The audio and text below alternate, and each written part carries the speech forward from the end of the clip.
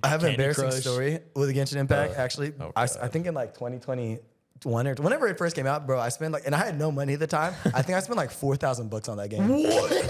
What were you buying? Just like the during characters. college? I just wanted the characters, bro. I've never played Genshin Impact. I spent like so, my D Shaw money on Genshin Impact characters, bro. dude. 4,000. All right, welcome to another episode of Cap Table. Yes, sir. Yes. Episode 2. Episode 2, baby. Episode 2 made it this far. Yeah, proud of us. I'm Jaden. I'm Ishan. And I'm Eric. Cool. Before we hop into the actual news, I have to give a shout out to UC Berkeley alum. Yes, sir. Shout out Bears. My boy. Fernando Mendoza on winning the national championship. Did you guys see his LinkedIn post that he made right after he won? Yeah, he made. Dude, wait. This is what it taught me about B2B sales, bro. This is what put in the net. He taught me about B2B sales. Gotta love it. Berkeley boy. Just Berkeley shout things out on. Mendoza. Man. Hey, I mean, I got a couple posts like that on LinkedIn. I mean, that's my goat right there. There we go. Shout out to Wait, but Mendoza. first of all, I think if you're new here, welcome. This is the Cap Table. Okay. Yes, this is your twice a week daily update. Think of this as your group chat for anything tech related, startups, anything going on with AI. We're going to be talking about it all. We all come from a tech background, but remember, we are learning alongside of you as well. Yes, we are. Let's emphasize that. A Bro. lot of learning. A lot of learning. learning. We have guests every single week. And just remember, you know what? If you take what we say too seriously, we're kind of capping. Yeah. Yeah. It's the Cap Table. It is so. the Cap Table. Yeah. Cool. Well, let's hop into the news. Starting off with Davos. Yes. So What is Davos? that's a good place to start because what is Davos? So Davos is like this annual meeting that happens in Davos, Switzerland, for the World Economic Forum. Essentially, like a bunch of global elites, CEOs, global leaders, politicians, all those people. They meet together and they discuss pertinent issues to society and the world. Kind of feels like a big like Illuminati meeting, honestly. But hey, I want to get invited to Davos one day. It's like, For real, bro. I wanna get to Davos. all the cool combos happen. Michael Rubin's white party. Yeah, Oh, exactly. But yeah, this year's theme was industries in the intelligent age, and like the biggest topic was probably like the Greenland drama, and I don't know if we want to talk about that a little bit, but the other biggest thing, it feels like it's the topic of everything right now, is artificial intelligence and what it means to the workforce and what it means to the economy. So, I mean, do we want to talk about Greenland really quick? Yeah, we can like quickly talk about it. Yeah. So the one thing about Davos is like they have like official meetings. Like Satya's a Microsoft CEO. He gave like a TED talk and stuff like that, keynote speaker, whatever you want to call it. But a lot of the stuff happens like behind closed doors or like in the hotels or like at the coffee shop. So one thing that's really important, I think one of the biggest agreements that came from Davos was the Greece-Turkey agreement in 1988. Which basically these two countries were on the brink of war. Like they were gonna like attack each other based on like basically like they always fight about the Aegean Sea. Like I don't know if you guys know the Aegean Sea. Aegean Sea, yeah, there we go. And yeah, they were gonna go to war, and then they just met at Davos, and they were like, "Hey, like, let's not go to war." And like literally, just at Davos, like this was not a sponsored meeting. This was impromptu. Wow. They like signed the contract and signed the framework for like not going to war. So it's a very important conference, based on war and military strategy and stuff like that. Like Trump shows up obviously, and basically has a speech where he's like, "Yo, I still want Greenland." One of the things he agreed on was like, okay, I'm not going to go to war with like Denmark and all these countries to like the EU, whatever you want to call it, to get Greenland, but he still demands like almost total control of it. And basically what happened coming out of it was like they made a framework of a deal with NATO. So we don't actually know what that deal actually entails, but he says that he's not going to do tariffs because he like said that he was going to give tariffs for all of Europe. And yeah, I mean, we will see what happened. The market tanked at first, but now it's slowly recovering. Yeah. So we'll see what goes on for there. I feel like it's been tanking since the beginning. God love Trump. It's just like so much volatility in the markets, up and down. And I up mean, and whatever he wants to say, It just market moves. Exactly. I know, huh? Well, I'm glad there's like at least a conversation. Yeah. So there's some deal gonna happen. We don't know the deal yet, but that shows you like things happen at Davos, and it's a very important What conference. happens in Davos stays in or doesn't stay in Davos. Doesn't stay in Actually, Davos, yeah. With Davos, do we have any idea what some of the AI conversations were? Yeah, involved? for sure. So I think one of the biggest things, it's something pertinent to what we were talking about last episode, is kind of like the white collar bloodbath that's happening in the job markets. And there's a few different perspectives here. Like I mentioned earlier, there's a lot of CEOs for like a lot of these big tech companies at Davos.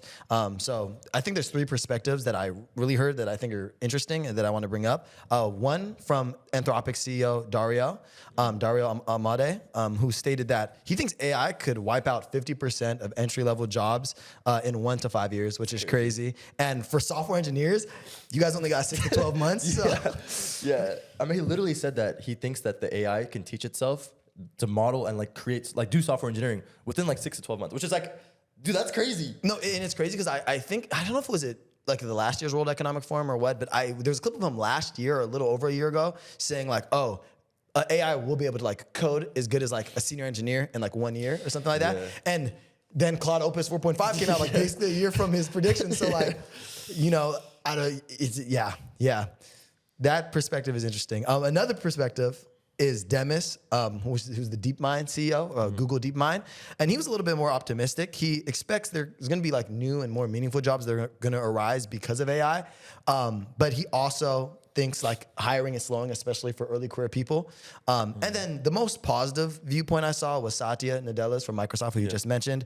He was even more optimistic, and he stated that he actually thinks AI is good for early stage workers because it could allow them to like deliver more impact quickly. Right now, you have to ingratiate yourself in a code base. You have to learn a lot of things. The AI in a lot of ways can help you, one, ship impact quicker, but two, like learn a code base and learn kind of best practices within a big like enterprise softwares. It's like all the tools they use like much quicker. So those are like 3 different perspectives. I'm wondering which of those resonate with you, or just like any like thoughts you guys have on kind of those perspectives, or if you guys have different ones even. Well, I mean, y'all came from entry-level tech. Yeah, true. Right? So, I mean, how do you feel now that this pathway towards a career where, people are excited to go into, where there's a high-paying starting salary, they have room to move up, they have room, to bounce from company to company, maybe potentially join a startup and, rise with that startup. What do you guys think now that, because it is true, right, that AI is going to be able to streamline and replace a lot of different workflows, a lot of different people as well who aren't as specialized. And they're even saying that people who are specialized, they are going to become replaceable. And companies, they're always going to be doing what's best for the company and what's going to make them the most money, which is hiring less workers. So, I mean, how problematic do you think this is? I think I think everyone is always going to talk about like what makes their company the most money. Yeah. Obviously, the Claude Code guy is going to be like, yo, like Claude Code's going to replace everyone. And like the Microsoft Copilot guy is supposed to help people. Like Copilot's helping you like work. True. Oh yeah, it's going to help you in your early career. I genuinely think that like the whole era of like, 50 software engineering interns and like everyone's hiring new grad software engineers and like that whole stuff, they're getting paid $250K a year and stuff like that. That's going to die soon. I think, you still might have a couple, but maybe 10% of that. I think that people should be a little nervous, if not very nervous. But I am a little more pessimistic on this viewpoint that like, oh yeah, it's just gonna help early career. No, it's gonna replace a lot of early career. Like, why, if AI can do a better job than you, why would I ever hire you? It doesn't make sense. I can hire a senior engineer and I'll let him watch the AI. I don't need this 22-year-old kid coming out of like Berkeley or whatever. Yeah. Definitely. I agree with a lot that you said, Ishan. I guess looking for like the silver lining of all this, or like where the opportunity exists, I do think with like all these AI tools, they exist to companies, but they also exist to individuals as well. I do think there is an opportunity to, like, even though you won't be able to learn through like, like a early career program at one of these big tech companies, you do have the opportunity to be like a full stack builder in a lot of ways that didn't exist before, right? Like, and what I mean by that is through these applications, if you're not traditionally technical, you can go and like scrap together a product. And right now it's like an early stage product, but in a year or so or 2 years, you might be able to make like a real enterprise level, software. If all these things are true that they're saying with that technology, you can also like, leverage AI for design. You can leverage it for so many other things that as one person or as like a group of people, like a friend group in a college or a friend group of early like ambitious people, can make some pretty cool projects. And I think that is the one silver lining. And I think that's gonna have to replace early career like programs that a lot of these companies had, because there's just the supply of those jobs aren't there. So you're gonna have to learn by being scrappy. But honestly, I think, like when I think about my own experience in like big tech, I think through that way you'll learn a lot more.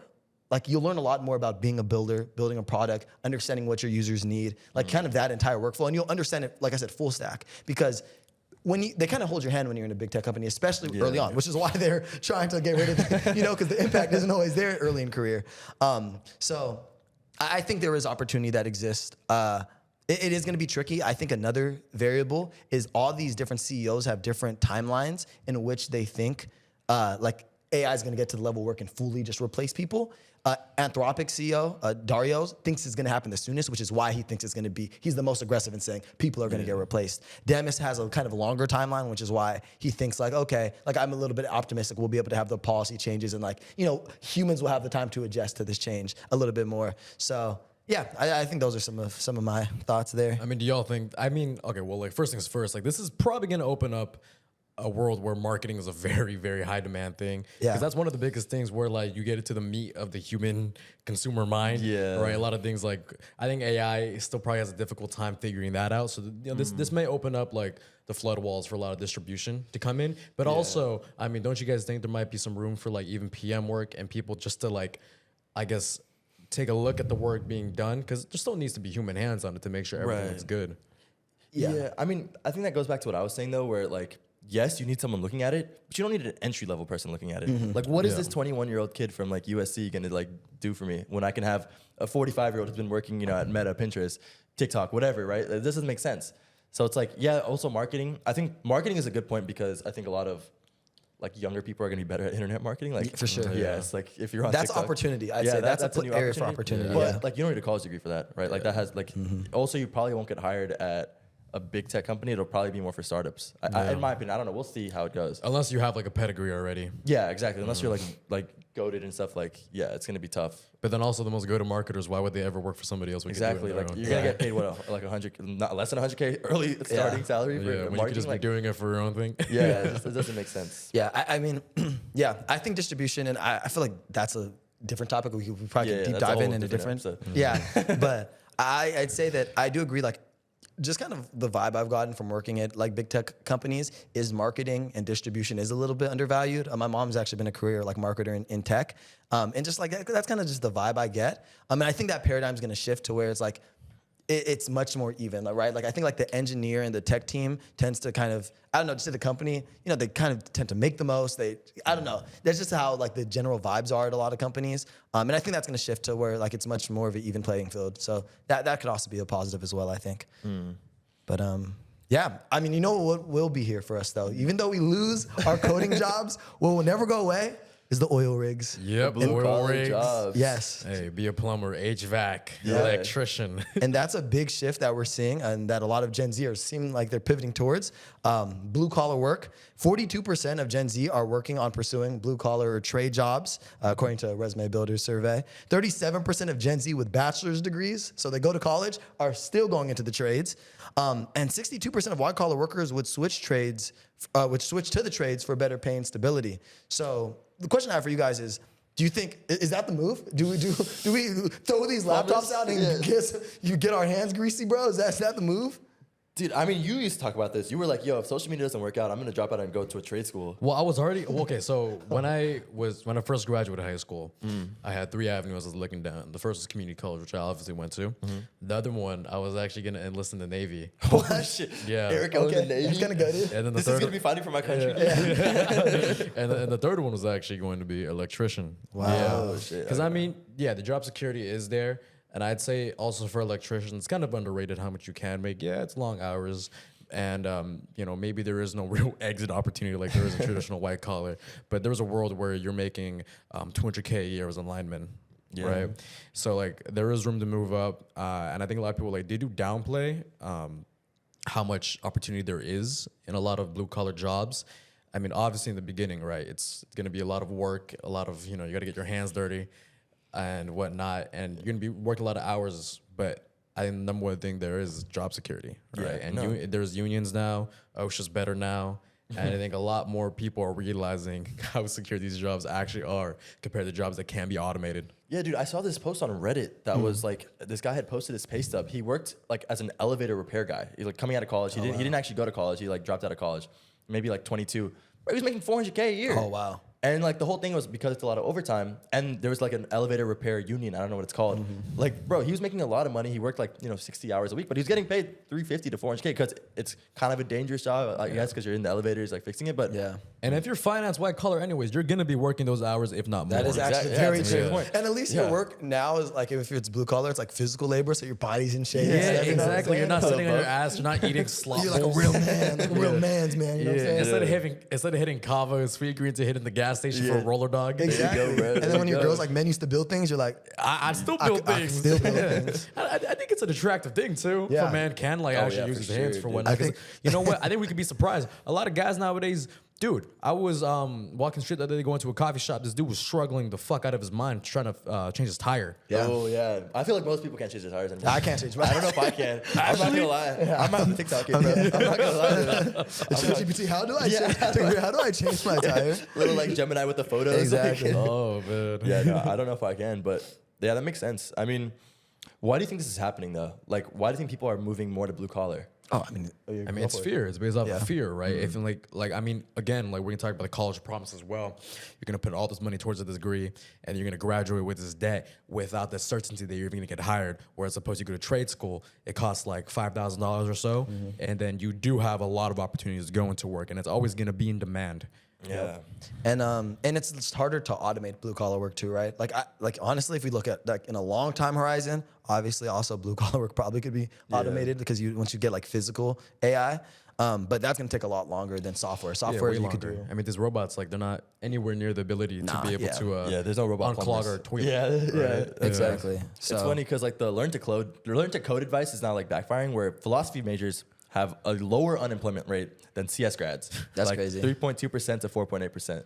Yeah. That's ridiculous. actually That's I wonder what jobs most of the ridiculous. philosophy majors Yeah, are like, what doing. would they be doing? I But think they could be good in like some HR sales. That's true. Maybe. Law, maybe go to Law. law. Yeah, I Yeah, mean, a lot of law. them do just go to law school, to be Yeah, honest. let me also say, like, I always see discourse online of people like, well, it goes both ways. Like people talking bad about humanity majors and humanity majors talking bad about technical, like, like majors. I think they're both important in different ways. Oftentimes when I like think about even AI, I think a lot of it comes down to like philosophy. Like, you know what I'm saying? Like when you think about the long-term impacts, it's like, I mean, these disciplines exist for a reason. Humans have been studying them, engineering and philosophy and all these things for years and years and years. And it's because they all have a place in like society. So I think people like when someone studies communications, philosophy, and psychology, they're only looking at it from the framework of what the degree gives you, as opposed to what you actually learn. A lot of those things you learn in those classes, in those studies, like you can actually apply to a lot of real life. No, You know? definitely, yeah. Every psychology class I've ever taken, and I took like a few because I was behavioral economics and psychology at USC. I apply a lot of that to my work today, right? It's just kind of like people don't understand that there are genuine things you can take from these disciplines that can actually apply to meaningful work. yeah. I mean, at Berkeley, like we were forced to take a data ethics philosophy course. Like that was part of our major. You had to take it.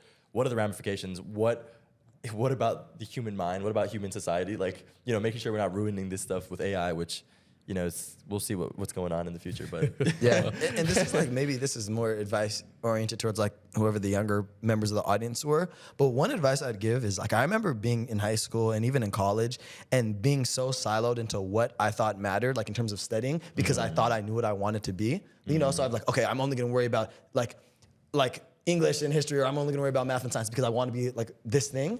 And I would definitely advise not to do that. Like, go as hard as you can and learn as much as you can about every high school discipline, and even in college, like explore as much as you can. Because one, when you're young, you don't actually know what you want to end up doing. So it's good to just know everything because you keep your options more open. But two, like Eric was saying and like Ishan was saying, like they all feed into each other, right? So like, to be a well-rounded human being, you're gonna want to know everything. So that's just a bit of advice I'd give to the younger generation, to the Gen Alpha out there. Oh my God, if Gen Alpha is watching this, bro, yo, go focus on like riding a bike. Roblox, focus on Roblox. yeah, I mean, we'll get to that later. But Yeah, no, actually, focus maybe on you should Roblox. focus on Roblox. Yeah, but overall, yeah, I think with the whole World Economic Forum and Davos, yeah, there's just a shift from like AI hype in general. People thinking like, okay, AI is here. Like, what are the possibilities? To okay, we understand the possibilities, but what are the ramifications? What does that mean for society? Right. Is this actually have ROI? Is it cutting costs like we expect it to? Increasing efficiency? All those type of things. So yeah, exciting World Economic Forum. Yeah, Davos. Davos. Invite us next year. Yes, we'll be there. Captain will be there. Captain will take Davos. Yeah, we're gonna be at Davos with full-on denim tier sweatsuits on. Cool. Cool. Next topic. Have you guys heard about like the whole Elon and OpenAI lawsuit? Yeah, like some of it. Yeah. Tell us about it. Yeah, run us through Okay. it. So like, okay, here's the lore. In late 2015, early 2016, OpenAI initially formed, right? And it was formed with a bunch of people, a bunch of partners, two of which were the most known probably are Elon and Sam Altman. And Elon at the time was kind of like the money guy. He invested the most amount of money, pledged 1 billion, contributed between 38 and 45 million. And the whole kind of principle or concept for OpenAI initially was kind of like, I don't want to say anti-Google, but at the time, the only company doing AI research intensively was Google and DeepMind. So the hope was OpenAI, and they did closed research, right? Because they're a private company. The whole idea of OpenAI was for it to be a nonprofit that did this AI research and that tried to better humanity and better what humans knew about AI. And a lot of people were joining it first. It was super idealistic. A lot of people were taking lower salaries just because they believed in the mission so much. Oh, wow. But eventually they realized, and what the whole world's realizing now is, hey, to train AI models and to advance AI, it costs a lot of money, it costs billions and billions of dollars, not just tens of millions. And at this point, Musk wanted to either merge OpenAI with Tesla, or he wanted to just take control of OpenAI and kind of just run it as a company. And eventually disagreements happens. He resigned from the board. So he leaves OpenAI. Zoom forward a couple years, OpenAI becomes cap profit, and then now they're moving towards a for-profit model. They want to IPO eventually. Yeah. And then they come out with ChatGPT, LLMs, AI. Boom, ChatGPT and OpenAI is the company we know it today. Yeah. Well, Elon is circling back, and he's pretty upset. Or his case is that, hey, if it's a for-public company now, or it's a for-profit company now, I made a seed investment. Where's my money? I own a percentage of this company. So that's what he's suing for. That's kind of the main context. The case is supposed to happen, I think, in March or April, sometime in the next couple of months. Pretty close. So wondering, how do we feel about this? What are our thoughts? Well, I do think the man is, if he put that much in the seed, because his seed was about 60% of their actual which is crazy. operating capital. Yeah. He does deserve something, but he also did step down. So it was bro, you quit on us, but I don't think there's a cliff when you invested that much money. Yeah. Dude, I don't think it's a money thing at all, though. Okay. I don't think it's about the money. Bro, Elon is going to be probably one of the world's first He's going to be the world's first As soon as trillionaire. SpaceX IPOs, he's the world's you first pendulum, let's go. And he has that Tesla stock package as well. Yeah, he's fine, bro. Yeah. And X too, right? And speaking of X, I think really what it is XAI has what he founded it 2 years ago in 2023, or 3 years ago now. But it's gonna be for profit. Obviously, we know this, and it's a direct competitor to OpenAI and ChatGPT. I think he's realizing, okay, OpenAI has still more market share than XAI does. Yeah. And what's a good way of hindering that market share is suing them to the ground and getting them stuck in litigation. Yeah. So I think it's 100% a calculated competitive move rather than okay, where's my money? Or principles. It's not about that, I think, at all. I think it's if we can kind of derail this company, Sam Altman. I think Elon is also. I think when you have that much money and whatnot, you detach yourself from that, and instead you become consumed with power. This is also a power move as well. Yeah. It's him feeding to his ego and slapping his his pee on the table and being "Yo, look at this, read it, give me what it's worth." Right? Yeah, that's true. No, I agree with both of you guys' perspectives. I definitely don't think it's about the whole the angle he's approaching the lawsuit with is it's based off the principle of OpenAI strayed from its mission, but that's definitely not what he actually thinks, because XAI is the most for profit, unhinged grok, so, and they have so much funding now too. Yeah, for sure. The one thing Elon doesn't have is a lack of money. That's the one thing he doesn't have. So I don't think it's about these 50 billion. He's seeking for 79 to 134 billion dollars, which is still a lot of money, obviously, incredible amount of money. Yeah. But I don't think it's about that at all. Yeah. And I also think he just a part of in the subject of I don't know if ego is the right word, but I think a lot of people don't recognize that he was one of the initial OpenAI people. When you ask the general public about OpenAI, they don't think of Elon Musk, but they think about Elon Musk for all these other Tesla, SpaceX, all these other incredible things. And X now, he wants them to also associate me with ChatGPT. I did all of this. Look at this. I built this. It's the Drake meme. It's the Drake meme. All of this. So I mean, we all know he's a bit insatiable though. Yeah. I mean, that's kind of need that to get to where he is. To be fair, and also people don't realize it's also the Elon Musk lawsuit. But if he wins that or gets some money back, Microsoft, who also put in a lot of money to OpenAI, true, they did. is going to get 20 to 30 billion dollars also. So it'll screw over OpenAI. And OpenAI is losing their market share. And they don't. Their money. How much money do they have to dish out like that? They're losing planning a to lot run of money by money 2027, right? Yeah. Jesus Christ, man. So it could literally derail OpenAI. It'll probably car could kill a company. Like if this works out, it's gonna kill. I mean, it company. could if they're wrapped up in this, and as we know, Anthropic is doing really good things. Yeah. As you know, my Gemini. guy, not really my guy, but I believe in him, Zuckerberg. Zuck. Is doing his That thing boy as Zuck. well. That boy Zuck. Meta AI. Okay. Like there's a world where OpenAI falls behind, even though they were the first ones. Yeah, no. And even though GPT is synonymous with AI. Yeah, I'm telling you, I think hot take. I think 1 year from now, we will not be talking about OpenAI. Like we are. Damn. That is a hot I take. think we're talking about Claude. It's gonna be like a Gemini. Yahoo Internet Explorer situation. I just don't think so. I think it's over. I think it's over Yeah. for them, especially if they lose this lawsuit, or it just gets stuck in just a bunch of litigation, and I think it's just over for them. Yeah, that's gonna drain their money as well. Yeah, I think they're gonna sell. I don't know what they're gonna do, but yeah. Yeah. Well, that's my hot take. We'll see it in a year from now. We'll see in a year. We'll see in a year, boys and girls. All right. Moving on to our next segment. Not gonna make it. NGMI, our new segment. NGMI. Jaden, you want a little intro? NGMI, one of our first segments. Let intro what it is. Yeah. Yeah. So there's a bit of dissent before the podcast shoot about how exactly NGMI is supposed to work. But essentially, we're going to bring up startups, new startups that we find interesting, whether we think they're gonna make it or not gonna make it.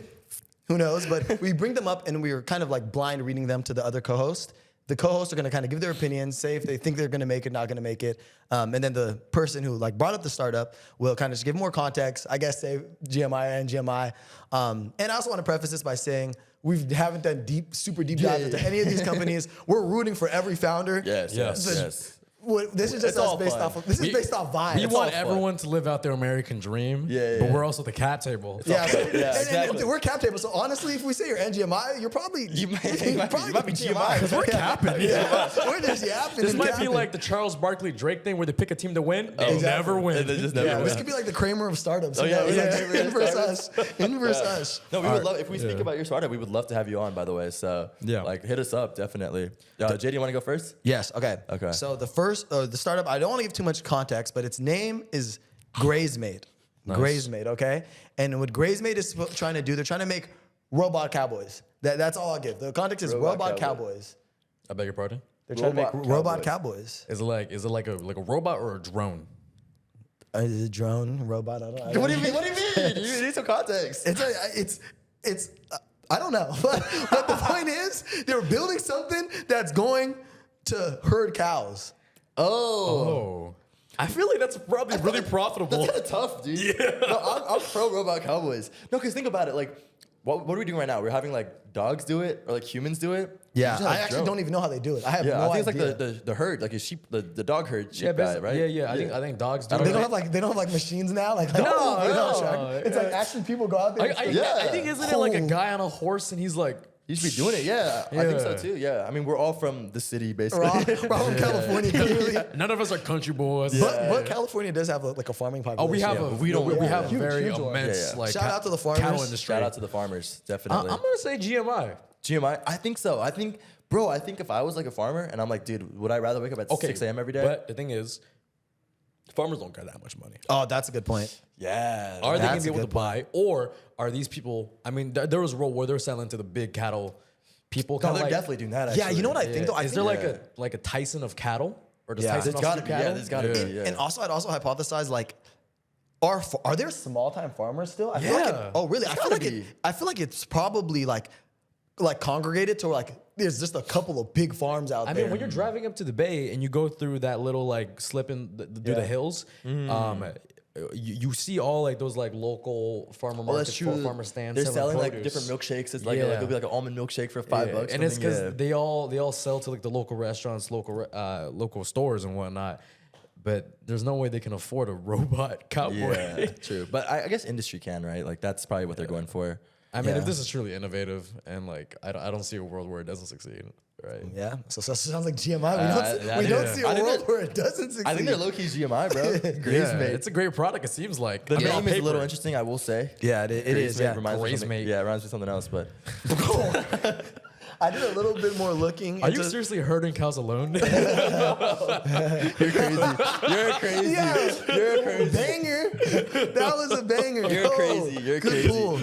But no, I did a little bit more look into the founder. It's a YC company, by the way. This new class. Yeah. It seems like he was like a farmer, like or a farmer or a cowboy his whole life growing up. Yeah. I hope so. Yeah. So he has a lot of context. I'm really bullish on like just in general founders being very deeply aware of kind of the industry they want to disrupt. Definitely. And then he also seems like he's pretty cracked at like hardware and design and robots and all that stuff. So I think the founder market fit is definitely there. I'm excited to see what Graysmate does. Yo, Graysmate founder, come on. Come on, come to on. Cap Sam Table. Rogers. Let's Sam talk Rogers. Sam Rogers. We want to hear more about Gmate.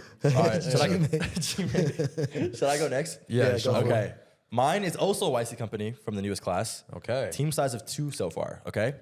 Galactic Resource Utilization Space Inc. Wow. GRU Space. GRU space. Building the first hotel on the moon. Oh my god. Wow. Yes. So the whole point is like they're literally going to try to build the first habitat or hotel on the moon by 2032. So in transportation, are they covering that, or is that a different company has to build the infrastructure? That's gonna be Blue Origin. Okay, yeah. Yeah, I think they are not doing that. Okay, just give it straight to the hotel. I love it. Yeah. I love it. I think they're building transportation on the moon though. So they're trying to build like roads and stuff on the moon. Whoa, okay. Yeah. So it's like a whole thing. It's like this entire like habitat on the moon. Okay. And they have hotels. Oh my god. So GMI or NGMI. I'll give a little bit more context later, but based on what you know now. NGMI. NGMI. Yeah. Oh man, I also want to say NGMI, but it feels like we're just agreeing with everything. NGMI. But NGMI is where my heart is. NGMI. Okay. So more information. This guy Skylar Chan is the founder. Okay. Graduated from early Berkeley Eeks. Okay, So, Berkeley, go Bears. There Berkeley we go. Eeks, too, that's He a also tough worked one. at Tesla. Okay. Built a NASA-funded 3D printer, launched it into space. Okay, God. go dude. And authored a paper at the world's largest space conference. GRU Space has already opened with $1 million in reservations Wow. for 2032. Wow. That just shows you how much money wealthy people have. It reminds me of like the Tesla Roadster. Yeah, if you Yeah, remember that. yeah, It's like yeah. people will just throw money to reserve things even though it's like It's just never gonna vaporwave. come out. Yeah. But not saying this is vaporwave. I believe in it. But I think the hardest thing, honestly, for this is policy. Like one, like of course the Yeah. safety of the actual thing, but also like how nation states feel about on the moon. Yeah, exactly. Yeah, like- also, like, who owns the moon? exactly. Who exactly. pays taxes? Yeah, Yeah, exactly. who pays taxes? How are they gonna like get equipment up there to start construction?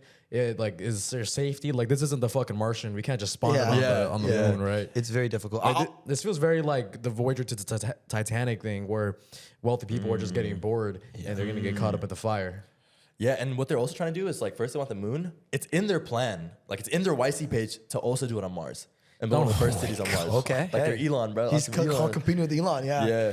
I had one thing like to like a positive or like a GMI thing, I guess, is at least with the idea is I watched like a speech or a talk from Brian Armstrong, the CEO of Coinbase lately, and he said like if the idea it doesn't require policy change. Like the ones that do require policy change or like make you think like, how the heck are they gonna pull that off? Those are oftentimes like they take a long time, but are often like pay off the most. So, if this does, like the percent chance of this, yeah, like it might be difficult, it might be small, but if it does succeed, like what is the TAM of that? Like if he's building colonies in Mars, like the TAM is ridiculous, right? Yeah. So we're rooting for Skylar, right? Yeah, I'm not gonna lie, I just don't think it's possible.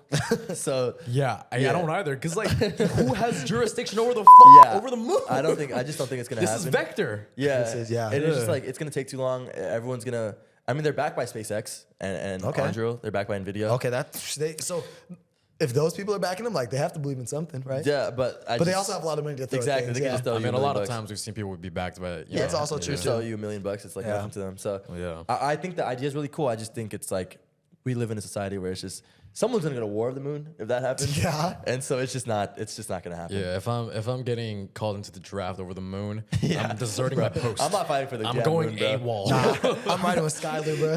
Me and Skylar got it. He's GMI, bro. Shout out to GMI. Me and Skylar got it, dude. All right, okay. Cool. My startup on NGMI or GMI is gonna be called Ditto AI. Okay. Yeah, so Okay, Ditto AI Ditto. is trying to eliminate dating apps. They think that dating apps, all they do is provide quantity. Okay. Right? So you know Okay. how like you're swiping all the time, you're going on multiple dates. That's how you figure out who your love is. Instead, Ditto goes, no, let's let our LLM, let's start our simulation, pair your information up with somebody else. They do like 1,000 simulations, something like that, seeing if there's a perfect match, and then Ditto sends both people like a Calendly type of thing. They lock in a date. So the first ever time they're meeting, the first ever time they're talking is going to be in person. Okay. Yeah. and like It's a their touchy whole subject right here. thesis is killing dating apps because this is all built on SMS. Okay. Gotcha. Should we do like a full disclosure here? Okay? Maybe you guys can do full disclosure. I do not know any of the Ditto people, so I know, and Eric also knows Yeah. a lot of the Ditto founders and coworkers and employees and stuff like that. So Yeah. as someone who does, someone who doesn't, Jaden should go first. okay. I'm gonna have to. Well, rooting for everyone, of course. Yeah, of course. Based off the concept of what I heard, I would lean towards NGMI, and it's not a problem with the product. I think the product makes a lot of sense.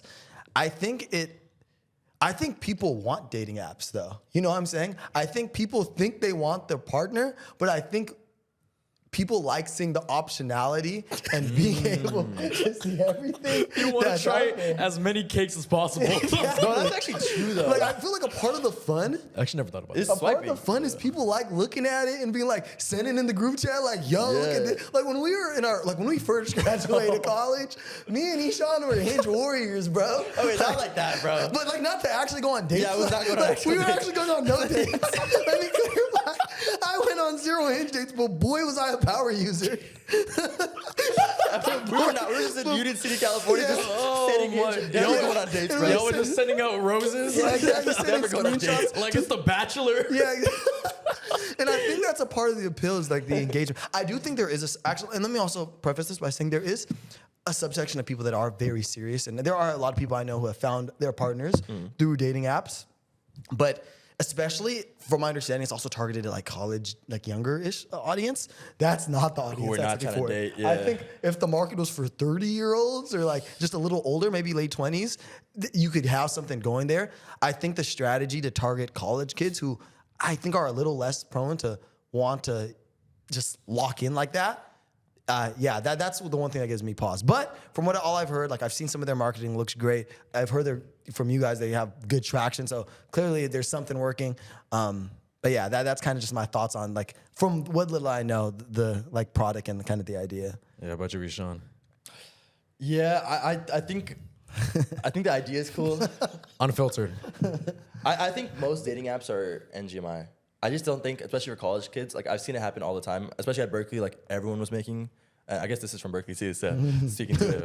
But I think a lot of people try to make dating apps, and I just think college kids are not trying to date like you're saying. I think the idea is really cool. I think like this idea of like, okay, we're trying to, reduce the friction of like dating and swiping and stuff like that, but like people aren't gonna do that. Like I just think kids, like if it's 35, Zoran met his wife on Hinge. Yeah, but it's like that's they were much older. It's just when you're younger, it's harder. Adults in dating apps, and it's serious. And to add to that point, the idea of friction, like AI is great because it reduces friction, but not all friction I think is bad, especially in the social context, right? Like the friction of failed relationships or the friction of whatever, like it doesn't have to be relationships. Like that is learning experiences. Those are things that, some like you enjoy or you take with you, it helps you in life. So like, I don't think, like removing the friction is necessarily the best thing or the optimal thing in this context. I mean, the streamer Marlon, who we all know, how did he blow up? He was on Hinge, swiping through profiles, messaging them, clicking their profiles. The guys were watching, girls were watching. Yeah. Like that's a huge thing. Like that's part of the experience, like you were saying. Yeah. So I think reducing this type of friction, like I think it's a great idea. Like, you're kind of ending dating like in that way, but like I just don't think the adaptability is there. I think there's a case where they're GMI.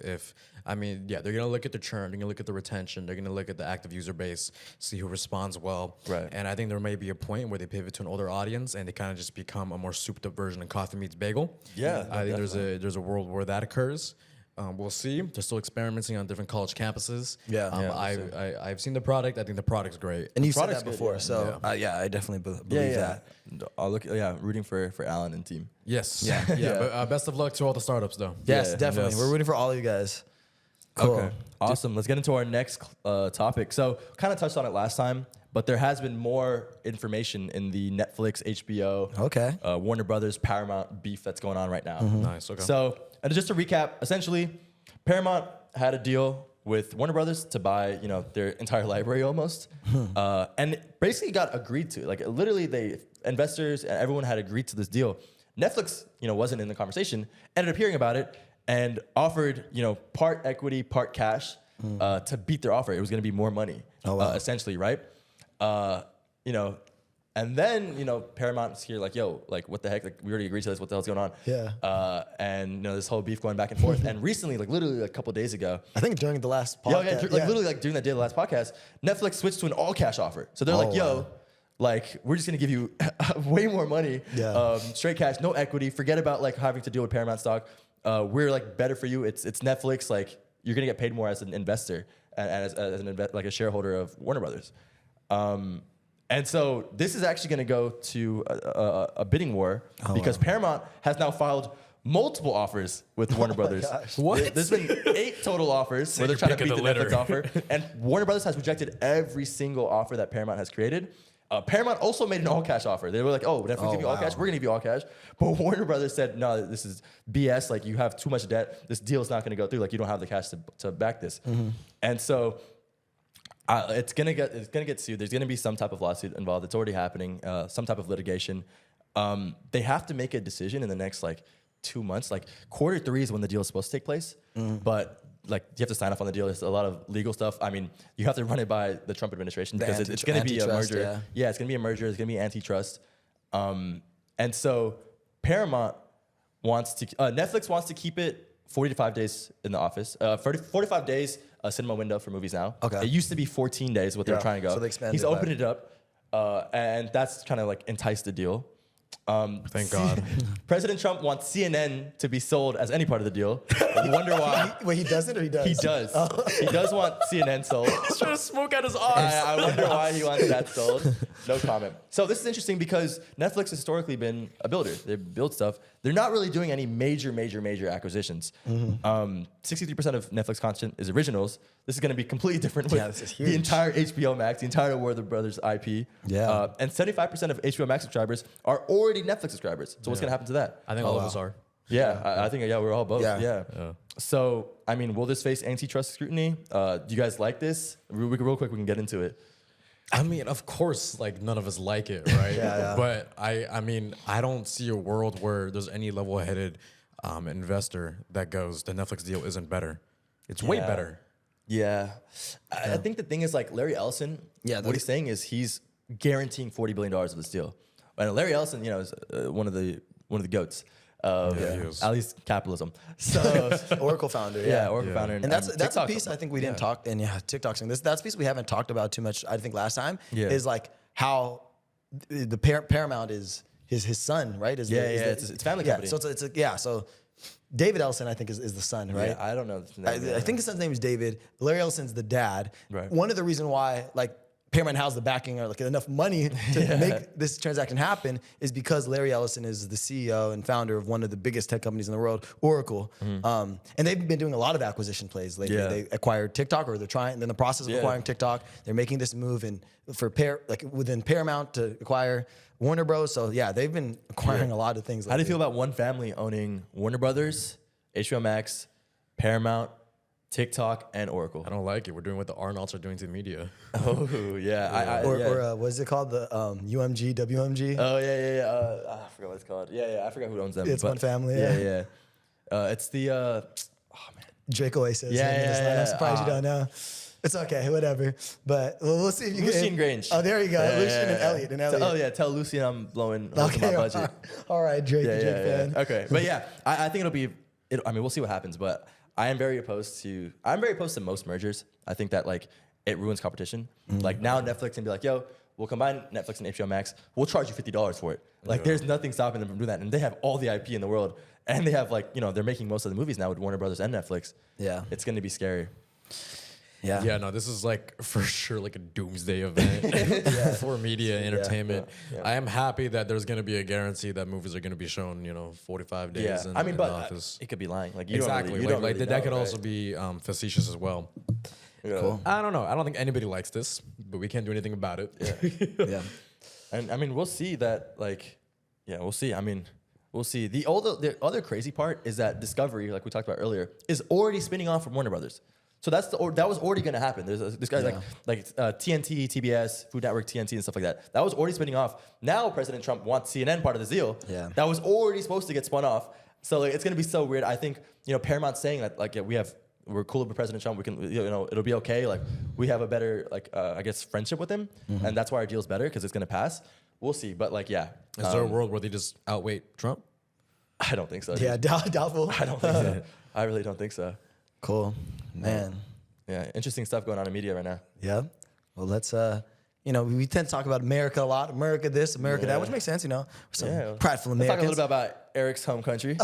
Yes, China. China's AI empire. Yeah. There's a lot going on in China. I mean, we haven't really touched about them too much on our last episode. But Kling AI recently, it's this new video model, and it's making a lot of money. It hit 240 million in ARR. Ridiculous, wow. In December 2025, which doubled from just March, right? Yeah, 6 months. They have 12 million monthly active users, and this is the most impressive thing, I think, and this is something you see with a lot of like Chinese AI models in comparison to the US. It's a lot cheaper. So its pricing is $10 per second versus like $50 per second. So that's, what is that, 80% cheaper? 50 cents, 50 cents. 40 cents. 40 cent difference. Yeah, 40 cent difference. Yeah. There's 50 Not the bucks. best at math. Yeah, clearly. But yeah, then it's competitors like Sora by OpenAI and VO, which is Google's, I think, right? Yeah. Yeah. And then Kuaishou? Quite sure. Kuaishou. Is that Kuaishou? Yeah, Quite cool. sure. What? Okay, you don't gotta say it with the whole accent. You just it's normal, bro. Yeah, guys, quite sure. Quite sure. So Kuaishou. Okay. So Kuaishou stock is up 88% in the Jeez. past year on this AI video hype. And Kuaishou is like a really big company in China. It's kind of seen as the number 2 to TikTok, at least in technology. It's a massive short form video platform. Founded as a GIF app, scaled to 200 million DAU way back in 2019, and have continued to grow since. And one thing you'll see about a lot of these Chinese companies in comparison to the US companies, when you think about like Kuaishou, when you think about ByteDance, when you think about Tencent, is they're very like, in addition to being vertically integrated, they're very horizontally integrated. And what I mean by that is they have their fingers in a lot of different pots. Whereas in America, if one company, like I think Google's probably the closest we have where one company is touching a bunch of things, but like in China, like something like ByteDance could be like your messaging app, but also your entertainment app, but also this and that. And that's like one really big difference. And a lot of these companies, at least with Kuaishou and ByteDance, people don't realize at the heart of it, they're actually like AI companies. You know what I'm saying? Like ByteDance started off by like an AI scientist wanting to like recommend better like videos through AI. And just in general, China's it's definitely like the second most advanced nation when it comes to AI research. Last year, we had like what's called the DeepSeek scare, and it's basically when they dropped DeepSeek, and it was actually around this time last year, around the time of the World Economic Forum. Yeah. A bunch of tech companies started freaking out because they're like, wow, China is right on our tail, and their models are open source, their models are cheaper. Like, what are we gonna do about it? So I think one of the questions I have is, when we think about like the AI landscape, like how big of a competitor is China, do you think, like truly compared to the US? And two, not to get too political, but like as an American, like, should we be worried? Like are technology companies right at being worried? Is the government, US government right in being like worried about it? Is it a reason for us to constantly spur like, okay, we have to invest all this money in AI because we have to stay ahead of China?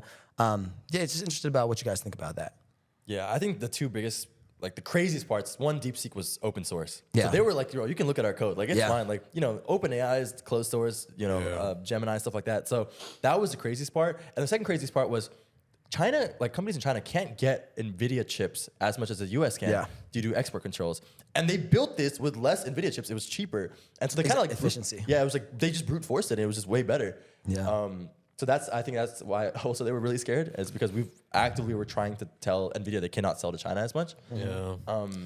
I think from personally, I think as like on like a national scale, like it is kind of National terrifying. security, yeah. It's terrifying. Yeah, it's a little terrifying. I think, but the tech guy in me is like, dude, if someone can do it better, like, hey, shout out to them. Like, innovation matters, right? The problem is like we're kind of not sworn enemies, but we're like economic enemies, I would say. Yeah. And so if they can destroy America, at least in the AI wars. Yeah, I know. Like, why can't we just all be friends at this point? No, it is terrifying, right? And I think it like is this kind of another Cold War scare where we're just fighting to be the people that innovate the fastest, right? And also, I think like one of the things that people don't talk about is like China's education system's a lot better than ours. Oh, they're way smarter.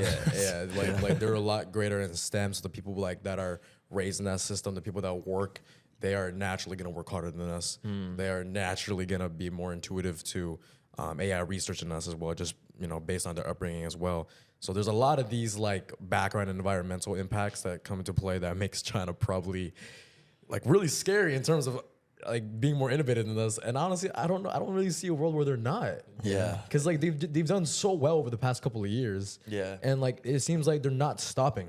Yeah. Yeah. I think one of the biggest things, and you mentioned it earlier, like that gives us the advantage right now is the hardware, is like NVIDIA. I mean, that's why Taiwan, because that's where a lot of these chips get constructed, is like such a hot topic. And I think I think I'm simplifying it by saying, like, at least from a Chinese perspective, Taiwan is just about hardware, because I'm sure there's a bunch of cultural reasons and all that stuff as well. But at least like thinking about it from an American POV and economic lens, like that's why Taiwan is like such a big topic as well.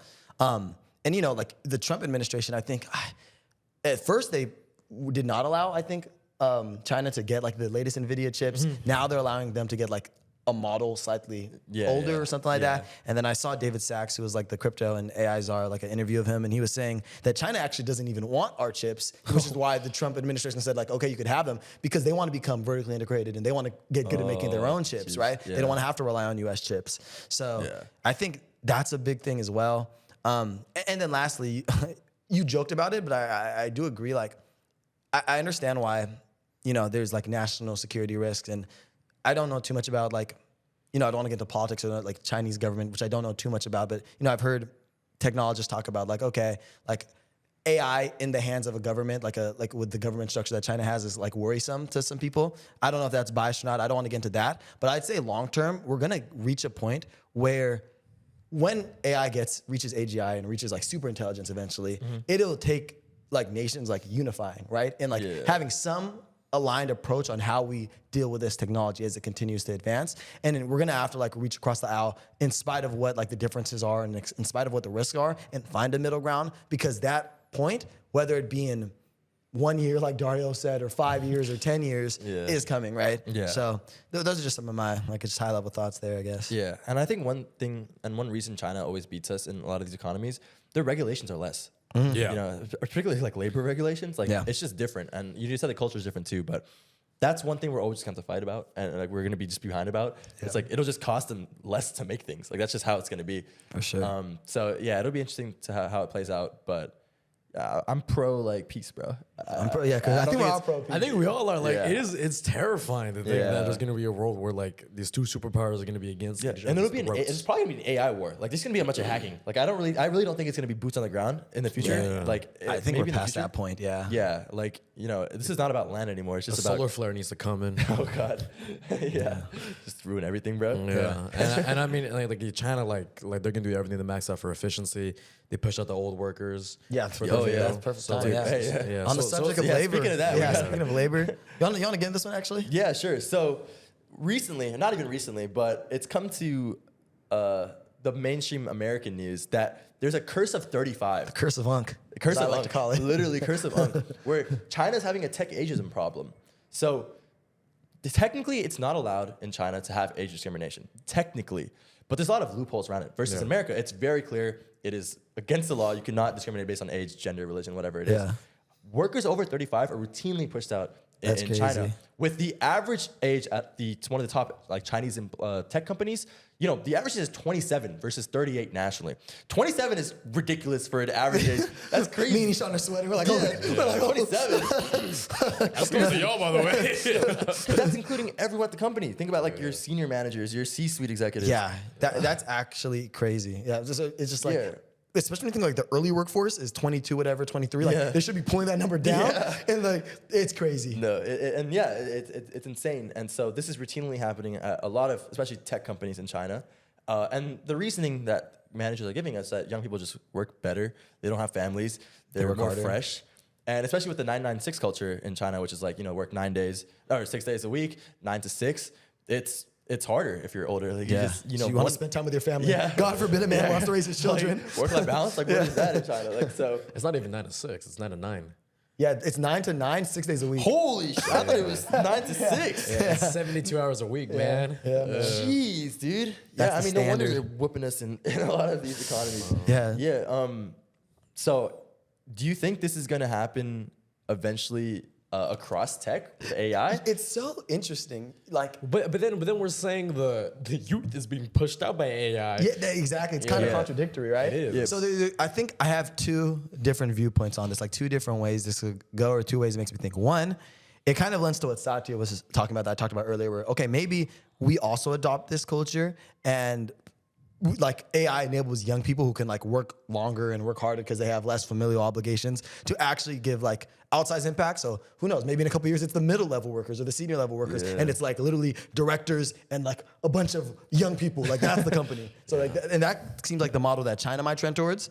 Or also, I guess there's a third path is that like, no, you just have the directors and you automate and everything's gone, and it's just automated. it's just directors and AI workers. And then the flip side of that is what I've seen in a lot of podcasts and a lot of just like general, when people talk about the issues we talk about like the job market for young people, a lot of people think that like young people just don't work as good. Like that's like the prevailing presumption. True. Gen Z especially. Yeah. So it could just be like, to your point, a cultural difference in that in China, maybe Gen Z just like works harder. And in America, I don't know.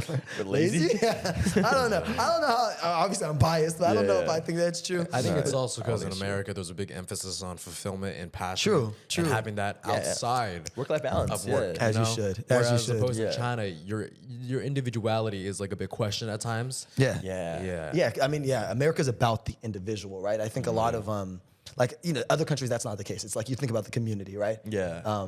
Which, and I'm not saying which is better, which is worse, but That's it's just what it is. That's just what it is. I mean, it's the cultural differences that make the work life so much different. Yeah, I mean, we see this in a lot of countries in Asia, particularly. Yeah, that's what I was gonna Japan. say, Even South Korea, Japan. Yeah, like, I was gonna say, A lot of them, your job is your life. That's yeah, what your literally job's your work is life. You don't think Yeah. about a family really, and then that's Yeah. when you see like kind of a population boom, occurring. Yeah. But, I don't know if it's a good thing.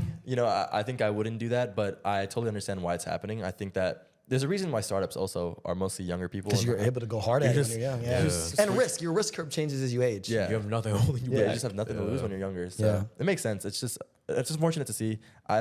In my opinion, I don't think it's something we're going to see in the U.S. I think also it's very clearly banned that you can't discriminate off age in the United States. But in China, there have age limits for job listings, which is like crazy. Which isn't the worst idea, actually. Like, but I was thinking more in the context of politics. Like, That's like term limits. Not even that though. Not even age limits? But let's not. We're getting into different Yeah, we're not a conversations politics here. pod. Yeah. We're a tech pod, baby. We're a tech pod. And Well, let's switch to the number one social media for tech people, X.com. Yes, best of X. The best Here's of the best X. of X. And this first tweet or first X is tweet. What do the people even call I them? think it's still tweet. The first tweet on X that we want to talk is actually very relevant to the discussion we were just having, which is Gen Z are arriving to college and able to even read a sentence. I'm gonna call cap on that, bro. There's no way. Nah, dude, have you seen the UC San Diego study that came out? I made a video about it. did. Dude, that is crazy. So if you don't know, UC San Diego has like an entrance level like college exam, and they also give like remedial college courses, mainly to math and reading. And so what they're seeing is this huge decline after 2020, where kids, the amount of kids taking remedial math has like 8x'd. It's not. It used to That's be like insane. 1 out of every 20. It's like 1 out of every like 7 now. It's ridiculous. It's like something ridiculous. Are you saying everybody needs to start reading 20 minutes a day? I think Like Kai? they got to Kai method? Get the timer on. Yeah, I think so. I think that math comprehensions decrease. I think people who are like let's say like entry level like writing requirements. 1 out of definitely every believe that. 4 I can see that. cannot write at a college level. I think there's a lot of there's a problem with people not thinking beyond the work. Yeah. And a lot of people they struggle with thinking about the abstract now, the meaning of it. that's true. I mean, like Yeah. you and I we're not that part of age, but we're in class, we're talking about the motifs of a book, the symbolism, right? Yeah. We're talking about what Ophelia represents in Hamlet, right? Yeah. Is that disappearing now because people they're being stripped away from their own thoughts, their own digestion of the material, and instead having AI decide for them? Dude, 100%. I went to like the homecoming game at Cal this year. It was like the homecoming alumni weekend, whatever. Dude, I was at KIPS. Super senior. It's alumni weekend. How old are you, by the way? I was one of the youngest people there, by the way, because everyone's parents were there. Everyone's parents were there. I was like one of the youngest people there. Anyways, the points that I'm trying to bring, I was at rallies, if you know rallies at Berkeley. No, dude, I was with someone. Dude, what the hell is going on here, bro?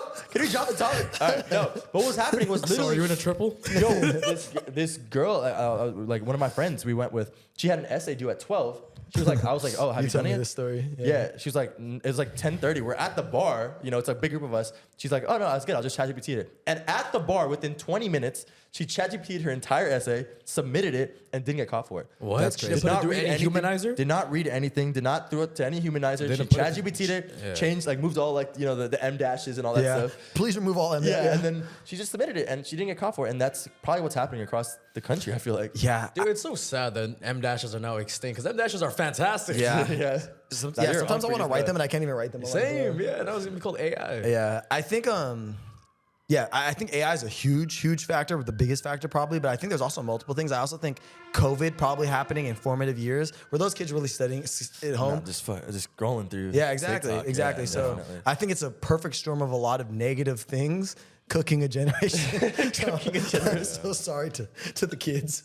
Yeah, I mean, The system failed you. like I think like with literature and all that shit, even like the classes and whatnot, a great part about it is the fact that a lot of it, what it represents in society is reflected upon today. 1984 is still very topical. Yeah. A lot of Steinbeck books is still very topical in terms of the entire American dream and us as young Americans as well. So it's very fucking sad to see that people aren't thinking beyond that and aren't seeing like the beauty in a lot of this text and instead feeding it to AI being like, yo, Gemini, what the fuck does this mean? Yeah, what does this Yeah. mean? Yeah. I don't know. cool. All right, Justin. Jeff Bezos advises aspiring Gen Z entrepreneurs to start at real-world jobs like McDonald's or Palantir before starting a business. Real world job like Palantir, I bro. just love how it's McDonald's or like, bro, what? Like those How, are how does it go from serving Big Macs to serving a drone strike? yeah, exactly. One of the biggest fast food companies versus one of the biggest defense companies. Yeah. I think that's low-key true, though. Agreed. My mom used to tell me that growing up. She was like, two things that people have to work is either a retail job or a fast food job. Because agree. it just teaches you how to work with people, how to like be a customer service agent, essentially. Teaches how toxic a lot of people are. Yeah, Yeah. like As I well. did when I was 18, I worked a little bit at Target, dude. Electronics department. Yeah. So it taught me a lot. Did you ever work at a retail job? I did. My first job, I think I get what he was saying, actually, like McDonald's all the way through. Yeah, I think he's just like a bit out of touch to the point where he says, "Oh, McDonald's or Palantir." But I agree, like both the avenues. Like, so I've worked kind of in both industries. My first job, to your point, was In-N-Out. Actually, I worked there for like a year, like what was this, sophomore, junior, something like that in high school. And I've worked at a lot of places, right? Like I've worked at McKinsey, I've worked at D-Shot. Like you guys know, I work at like big tech now.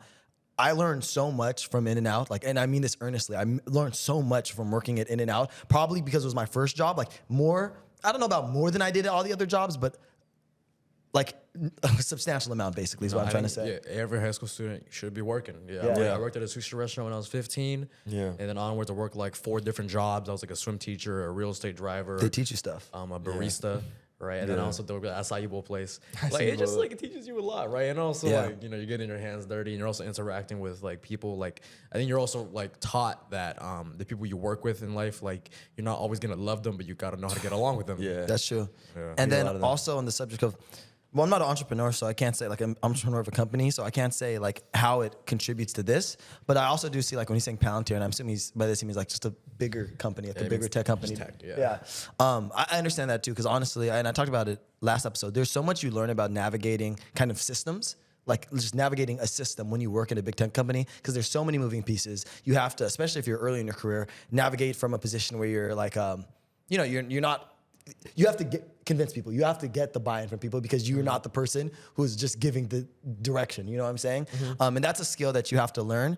So yeah, I agree exactly with what Jeff Bezos was saying. I think he phrased it pretty funny, but I think he's right. Just an out of touch man trying to relate. Yeah. Yeah. Yeah. And then Ishan, maybe you want to do All this right, last the one? next one. So Thread Guy, who's like a YouTuber, Twitch guy, basically revealed that JP Morgan analysts estimated that one of the biggest games on Roblox, called Grow a Garden, has grossed $150 million in just 3 months. It's insane. The owners were making $20 million a month on a singular Roblox game. That's insane. That's ridiculous. And I've heard this happening too. Like people have like custom Fortnite maps now. You Yeah. get paid on the Fortnite maps. There's a lot of money in gaming. This dude. might be a new economy. Yeah. I mean, dude, even like T Grizzly, he quit rapping because he's yeah. making more money doing an online The GTA server. RP That's insane. server. Yeah. And it's like, damn, there's a lot of different avenues to make money. Yeah. It's insane, dude. If you're, yeah, what was you I gonna was say? gonna say, I actually have a startup idea, but I don't want to build it because I don't play Roblox. But this is a billion, okay, not $1 billion. Here's the idea I want someone in the audience to take. lovable for Roblox games. Forget that would be Lovable goated. for Roblox Yeah, I mean, games. someone did that for Minecraft mods. Yeah, we Yeah, have I know. that at YC. They're Yeah, at YC YC, now. no code Roblox prints. It'll print. You don't Yeah. even need funding probably. You can probably just bootstrap that. Yeah. Like, dude. Yeah. No, yeah. I mean, yeah, gaming's always gonna be a big industry, I think. And I think it's gonna just grow with this next generation Yeah. as we get more online. But I'm not gonna lie, yeah, those numbers are staggering. Bro. No, it's ridiculous. Like, 150 Grow a Garden, a game, it was what kind of like a subsidiary of Roblox, is outdoing most companies. Yeah. Bro, 150 million, not in a year, in 3 months after launch. Yeah. It just launched. What do people be buying? I'm just not very informed. Like, what It's do you like spend? in-game? Yeah, there's a lot of purchases. there's a lot of in-game currency. Yeah. So like Yeah. within the game itself, you're buying currency. Oh yeah, I know. Yeah, Yeah, yeah. it's like I mean, Robux and then Yeah, it's within like how Robux. Clash Royale, Clash of Clans, like you buy gems, you buy like gold and whatnot. In these games, you're buying the Robux, you're buying the skins. Yeah, Yeah, it's I mean, crazy. yeah, like I've bought like Robux cards for No, you like have. Oh, for people? like my nieces and nephews. Yeah, like not my actual nieces and nephews, you know what I mean? Yeah. And like they're all either playing a game called Grow a Garden, which is the game we're just talking about, or it's a game called Still the Brain Rot. Oh, okay. Yeah. No more Dress to Impress. No, Like, no. No, that game That died game's already. washed. Yeah, the game's washed. Well, you know what? I think about these Roblox games though. Like these kids, like they move on fast. I remember like I was asking like one of my nieces, I was like, "Oh, you still playing Grow a Garden?" She's like, "That game's old." 3 months. Yeah, and I was like, "Damn, bro, I bought you a card for it last month." And damn. I was like, "What are you playing now?" She's like, "Steal the Brain Rot." That's all crazy. right. I mean, so like, Roblox developers have made over $1 billion in 2025. $1 billion. It's $1 billion industry within a game. It's Yeah. not even the actual game itself. That's crazy. Yeah, the top 10 creators at Roblox made $38.5 million a year. NFL contract. NFL QB. contract. Bro, even the top 1,000 developers made $980K a year. That's almost $1 million yeah. as a Yeah. top 1,000 creator within Roblox. Those are they're making more than Shadur. The top 10, they're Bro. making more than Jettas. Yeah. That's more than Brock Purdy's first contract, bro. Yeah. Like, Yeah, are you way serious? more. Yeah. That's Crazy. ridiculous. Yeah, that really shows like also like video games when they're able to monetize right, they're like so efficient in making money. Like it makes so much money so Cash quick. cow, dude. Like Genshin Impact too. They make so much money. I have an Candy embarrassing Crush. story with Genshin Impact. Actually, I think in like 2021 or whenever it first came out, bro, I spent like, and I had no money at the time. I think I spent like $4,000 on that game. What were you buying? Just like during characters. college? I just wanted the characters, bro. I spent all my. I've never played Genshin Impact. I spent like so, my D Shaw money on Genshin Impact characters, bro. Well, dude. 4,000. My ex-girlfriend, they did a roommate, and this girl's not even Asian. She's white, and she was playing Genshin Impact. Yeah. And I was like, how do you even know about that game? And she was like, oh, I just kept seeing ads for it on YouTube. I wanted to try it out. I was like, damn, that shit actually works. Those ads They made work, $1 billion. They made $1 billion their first year as a company. $1 billion. That I forgot. Mihoyo, I think is the name of the company. Like they revenue $1 billion. That's ridiculous. I mean, like, there's a reason why Valve is the most valuable company per employee. Yeah. It's most efficient, right? Capital efficient. Ridiculous. Insane. Shout out gaming. All right, when's the last one, Jaden? Yeah. And this is just kind of on par, like very similar to a lot of things we've been talking about. But 35% of entry level jobs require 3+ years of experience. That doesn't make any sense. 3+ dude. years for That doesn't make sense. Hey, that's why you see Chinese families have their kids in the restaurant. Yeah. That 8-year-old, he's going to have 10 years of cashier experience. Yeah, dude, up on you. No, it's ridiculous. And I feel like, I think part of this is they're probably requiring internships, but it's hard to get an internship. Yeah. So it's like, what is supposed to, you're talking about 1 in every 3 jobs, entry level jobs, require 3 years of experience. What?